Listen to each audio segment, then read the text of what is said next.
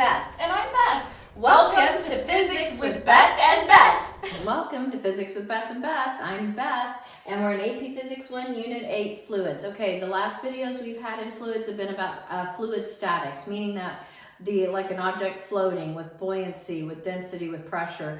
We've got like the buoyancy, the sum of the forces, the net force was 0 on it because there was no acceleration. Okay, now we are moving into fluid dynamics. That means the fluid is moving. All right, perfect. So we're just going to get started with this continuity equation. So in other words, I say all that because you see this in your life all the time. You just may not realize it. All right, but the continuity equation is this. It says that, what it really is the conservation of mass in fluid dynamics. We've had conservation of energy, we've had conservation of momentum, conservation of angular momentum at this point, but this is about mass, conservation of mass in fluid dynamics. And it states that the mass flow rate into a system here has to equal the mass flow rate coming out of a system. So I've kind of drawn a pipe that's got a bigger cross-sectional area here, and then it gets to a narrower cross-sectional area as it travels to through a smaller portion, I shouldn't say smaller, but smaller cross-sectional area of the pipe. All right, one of the places that you can totally see this principle is in a garden hose. You've got a garden hose, you've got the end on the garden hose has some sort of cross-sectional area, and your water's coming out kind of slow and you want to spray maybe your friend or a sibling, or you just want to spray harder on a car to clean it, and you hold your thumb over that end. All right, well, when you do that, the water squirts out faster, right? And you have a greater velocity because you've reduced that cross-sectional area. So you've done this probably before or seen it done as you wash cars or just squirt people in the summer or whatever. All right, so that's what the continuity equation says. It just says the mass flow rate into the system has to equal the mass flow rate out of the system. All right, pretty basic. Now, but that also means that your volume flow rate is going to remain constant as well. And I'll get to that and prove that to you in just a moment. But let's start with identifying this equation. There's an equation on your equation sheet that looks like this. It says, hey, the area 1 times the velocity, and I'm going to write velocity out here 1 because we're using volume and velocity in the same working with the same principle, and a capital V and a little v are a little hard to distinguish on a dry erase board. So I'm going to just write out the word velocity here. But you have the area 1, which would be a cross-sectional, like if this is A and this is B, we could say A1 and call this number 1 spot and call this number 2. All right, area 1 at the cross-sectional area of this bigger pipe times the velocity at this is going to equal the area 2, the cross-sectional area here, times the velocity at that area. Velocity 2. This is what's on your equation sheet, but it's like, well, I don't really understand how continuity, when you're talking about mass, ended up to be this. And it is hard to see. So I think it's really worth some time for us to look at this and explain why for concept questions or multiple choice questions on an AP exam, and then go over a couple of concepts of if you change the radius of that pipe or if you change the area of that pipe, what happens, okay? So first of all, we're going to start here, that our mass divided by our time is going to equal our mass divided by our time, because that's what it says. This mass flow rate, and this is the rate, mass divided by time, is of the system at this number 1 part right here is going to equal the mass flow rate at this second spot that we've identified.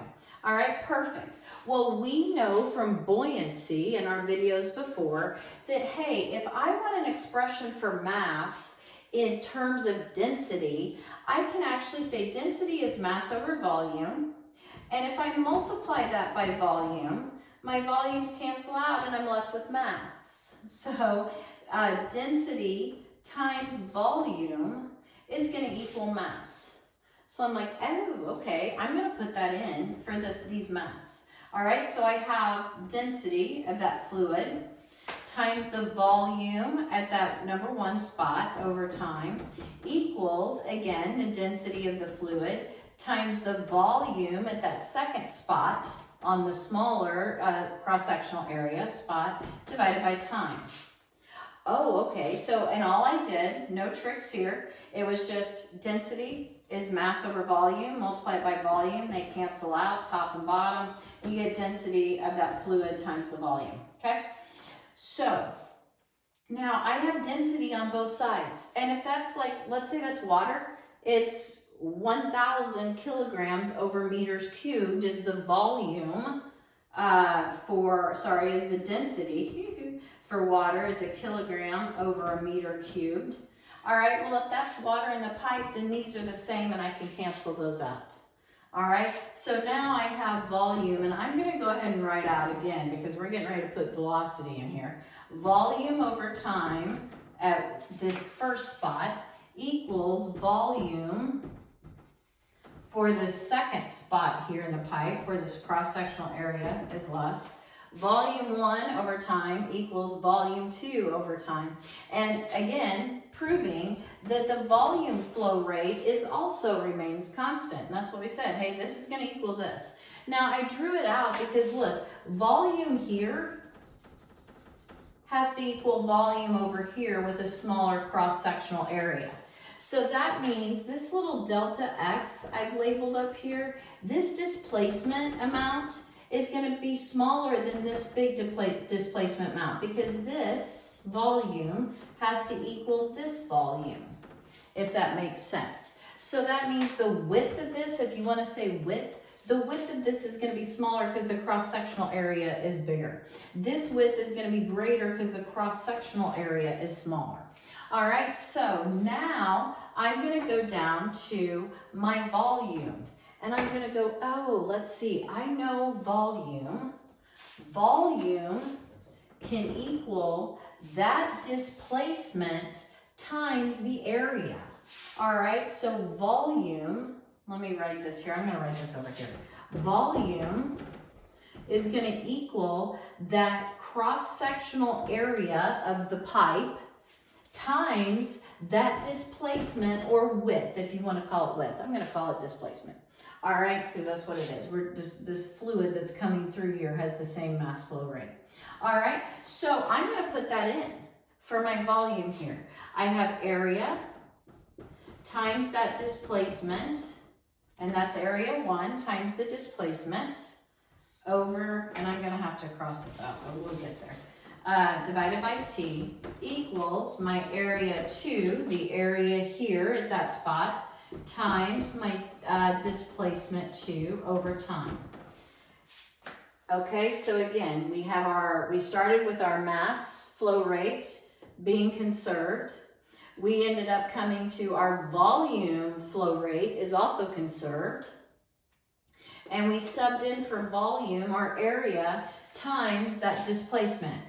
Because we know that volume, right, is, for this, the area, the cross-sectional area of a pipe, of a round pipe is pi r squared, which we'll talk about in a minute, but times that displacement or that width. I just called it delta x. All right, now I'm looking at this and I'm like, whoa, wait a minute. Displacement divided by time, we've seen that all year. We know what that is. That's velocity. All right, so now we have A1 times the velocity 1. And again, I'm going to write that out because it's really hard to tell a big V from a little v. All right, because volume's a big V, but velocity's a little v. A2 times my velocity 2. And I now have the continuity equation. That's what the continuity equation is. And this is the one that's on your formula sheet. So now let's look at some concepts because I wanted to make sure we understood that first. So now let's look at some concepts. First of all, let's look at spot 1. Let's pretend this is the garden hose, and then you put your thumb over it and you reduce it to this kind of surface area. All right, well, you would be going kind of slow here, and you would have a big area. But then you reduce the area so that velocity has to go up because it's conserved. This side has to equal that side. All right, so your velocity is going to increase. So the concept is this. One of the concepts is, what if you half the area? What happens to velocity? And that's not volume, that's velocity.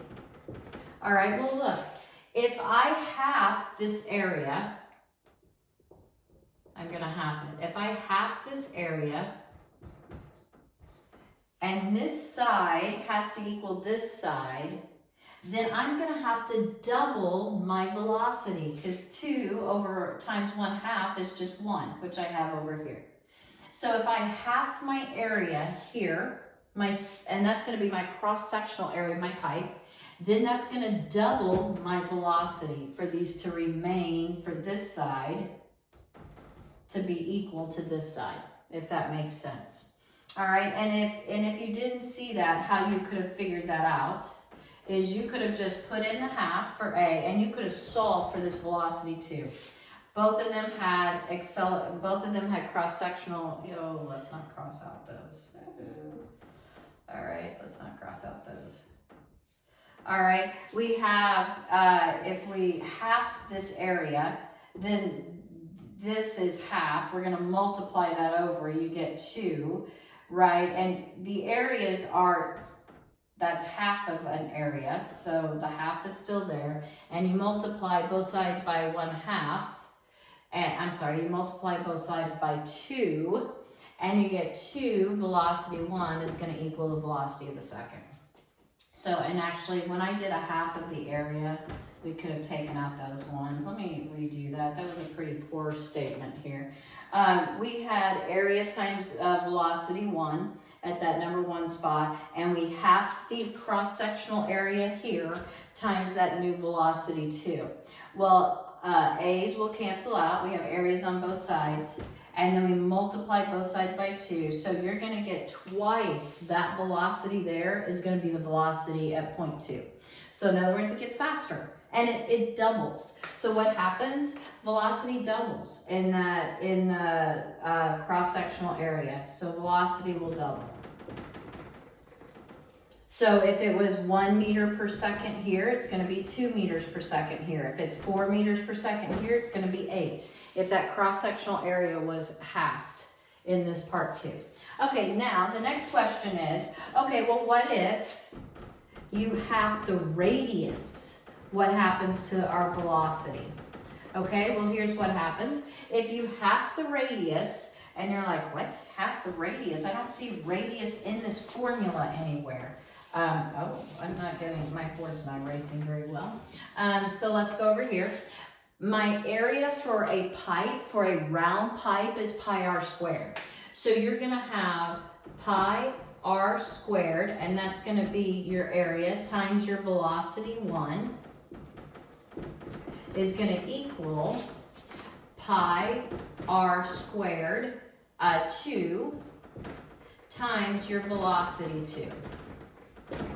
So my velocity here times pi r squared, because that actually is area of a round pipe, your cross-sectional area, all right, is equal to, times that velocity here, is equal to that area, pi r squared, times your velocity here. All right, if I am to half the radius here, so I'm going to call this pi 1/2 r squared, all right, that becomes, and I have pi r squared here times that velocity 1 equals that pi 1/2 r, the whole thing gets squared times velocity 2. All right, now look at this. That 1/2 gets squared. Don't forget that. That 1/2, if you're gonna half your radius, it also gets squared. So that becomes pi over 1/4 radius squared times that velocity, and that should be a small velocity, equals pi r squared times that velocity 1. All right, everybody brought pi r squared to the party, Q party in the USA, and we are gonna multiply 4 over. So your velocity here at this point 2 is gonna be 4 times that of the velocity at this point. Why? Because you halved your radius. So if you half the area, your velocity doubles. But if you half your radius, your velocity quadruples. Okay? And that's because your area, we had just area, right? Area 1, V1 equals area 2, V2. But your radius is squared in the cross-sectional area of around pi r squared. Okay, that's it for concepts. Remember continuity equation. This is what's on your formula sheet. And all it's saying is that your mass flow rate is conserved, and actually your volume flow rate is also conserved. And you might not necessarily need to know how to derive this, but it's really important to understand where it comes from for concepts, I think, that could come up in multiple choice questions. And then these concepts are key to understand. Okay? All right, that's it. The next video we're going to post is on a couple of problems to use this continuity equation. All right, that'll be the next video. Thank you for watching. You were troopers to go through this with me. And thank you for watching, and happy physicsing.